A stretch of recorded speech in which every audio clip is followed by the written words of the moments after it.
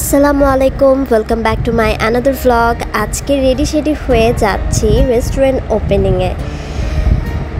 বের হয়ে পড়েছি যেহেতু ফ্রাইডে, আর এখন থেকে ফ্রাইডেতেও মেট্রো স্টার্ট হয়েছে, সো ওয়াই নট মেট্রোতে ওঠাই যায়।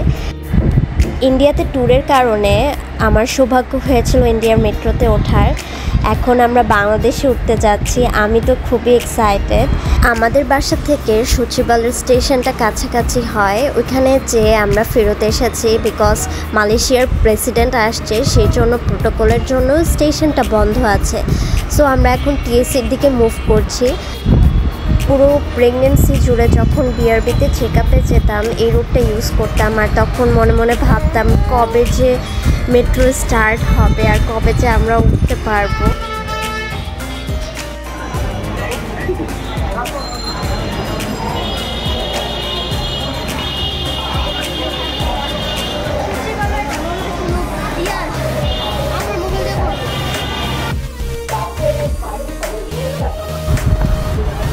বাই দ্য ওয়ে, এত কিছু বলার মাঝে মেন কথা তো বলাই হয়নি, আজকে আমরা কোথায় যাচ্ছি। আমরা যাচ্ছি মিরপুর 14-তে। রাকিবের কাজিন মানে সুমন ভাইয়া আজকে নতুন একটা রেস্টুরেন্ট ওপেনিং করেছে মিরপুর 14-তে। আমরা ফুল ফ্যামিলি ইনভিটেশন পেয়েছি, আর আমরা অনেক দিন ধরেই চাচ্ছিলাম মেট্রোতে ওঠার, সেই সুবাদেই আজকে মেট্রো দিয়েই সেখানে যাচ্ছি। যেহেতু মিরপুর 14-তে তো ডাইরেক্ট পৌঁছাতে পারবো না, আমরা কাছাকাছি একটা স্টেশনে নামবো। কাউন্টারের পাশেই ফেয়ার চার্ট দেওয়া আছে, কোন স্টেশনের কত ফেয়ার সবই উল্লেখ করা আছে।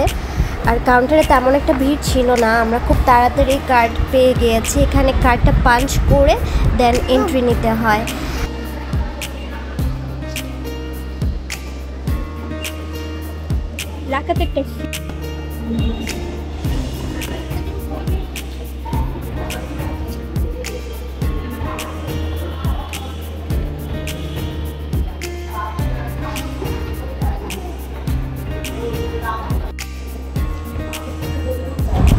বাবারে, এখানে প্রচণ্ড ভিড়। আমরা একদম শেষের দিকে যাচ্ছি, দেখা যাক ওখানে ভিড়টা একটু কমই থাকতে পারে। আর এখানে অনেকগুলো সিটিং এরিয়া আছে, এখানে বসে একটু রেস্টও নেওয়া যাবে। ট্রেন এসেছে, দেখা যাক ট্রেন উঠতে পারি কিনা। প্রচণ্ড ভিড় প্রতিটা বগিতে। এই মেট্রোটা আমরা ইচ্ছাকৃতভাবেই মিস করেছি, তার কারণ হচ্ছে এত ভিড়ের মধ্যে রাকাতকে নিয়ে একদমই ওঠা যাবে না। আর আমার এটা খুবই ভালো লেগেছে দেখে, সামনের একটা না দুটা মহিলাদের জন্য রিজার্ভ বগি আছে, যেখানে শুধু মহিলারাই উঠতে পারবে। রাকাতকে একটু ছেড়ে দিলেও কী করে পিছে আর তাকায় না, একদম দৌড় দিতে থাকে। আর এখানে একটু পরপর সিকিউরিটি গার্ড এসে বলতে থাকে এখানে দাঁড়াতে না, ওখানে দাঁড়াতে না। ওকে বোঝানোই যাচ্ছে না, একটু ছাড়লেই না ও দৌড় দেয়। এখানে রুট ম্যাপ দেওয়া আছে সুন্দরভাবে। আর আমরা আজকে নামতেছি মিরপুর 11-তে। মিরপুর 10-এ নামলেই বেটার হতো, বাট মিরপুর 10-এর যে স্টেশনটা সেটা বন্ধ। আমরা টোটাল 2টা মেট্রো মিস করে এখন এই মেট্রোতে উঠতেই হবে, না হলে অনেক দেরি হয়ে যাবে। এটা মোটামুটি ফাঁকাই বলা চলে, এটাতেই উঠতে যাচ্ছি ইনশাল্লাহ। উঠে পড়েছি, দেখেন কি অবস্থা, কত ভিড়। আর একটা সিট ছিল সেটাতে মাকে বসিয়ে দিয়েছি, আর খুব তাড়াতাড়ি পৌঁছে যাব ইনশাল্লাহ। অলরেডি পৌঁছে গিয়েছি, খুবই স্মুথলি গিয়েছে, একদমই কষ্ট হয়নি। যেহেতু আমরা সিট পাইনি আমি আর রাকিব, তারপর আমাদের একদমই কষ্ট হয়নি আলহামদুলিল্লাহ। খুবই অল্প টাইমে আমরা এসে পড়েছি, নেক্সট টাইম আবার উঠবো ইনশাল্লাহ। পৌঁছে গিয়েছি মিরপুর 14-তে, যেখানে রেস্টুরেন্টটা ওপেন করা হয়েছে আর খুব সুন্দরভাবে ডেকোরেট করা হয়েছে। রেস্টুরেন্টের নাম হচ্ছে বসন্ত ক্যাবিন। আমার চ্যানেলের এর ফুল লোকেশনটা দেওয়া থাকবে। আর রেস্টুরেন্টে পৌঁছে দেখি অনেক ভিড়, আর এখানে আমার ছেলে খেলায় ব্যস্ত, ওর বুবুকে পেয়েছে।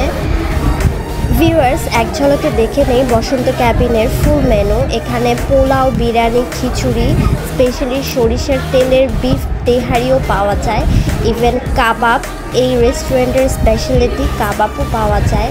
অনেক ধরনের কাবাবের ভ্যারিয়েশন রয়েছে, কাবাবের সাথে নান, লুচি, প্লেন নান, গার্লিক নান, বাটার নান সবই আছে। সেই সাথে ডেজার্টও অনেক ধরনের আছে। কোকোনাটের যে পুডিং সেটাও এখানে অ্যাভেলেবেল আছে, গ্রিন কোকোনাট পুডিং, ডিম পুডিং, দই, ফিরনি আর ড্রিঙ্কস তো আছেই।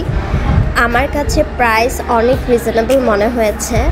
আমি এখন ট্রাই করতে যাচ্ছি চিনি গুঁড়া চালের কাচ্চি।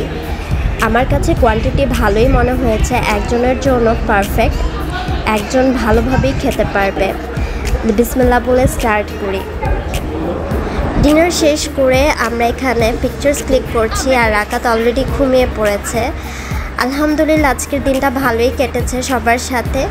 আমার যারা ভিউয়ার্স আছে তারা অবশ্যই বসন্ত ক্যাবিন রেস্টুরেন্টে ঘুরে আসতে পারেন, সেখানকার খাবার খুবই ভালো আর খুবই কোয়ালিটিফুল। ভিডিওর ডিসক্রিপশনে দেওয়া থাকবে বসন্ত ক্যাবিনের ফুল অ্যাড্রেস আর ডিটেলস। আজকের মতো এখানেই বিদায় নিচ্ছি, দেখা হবে অন্য কোনো ব্লগে। আল্লাহ হাফেজ।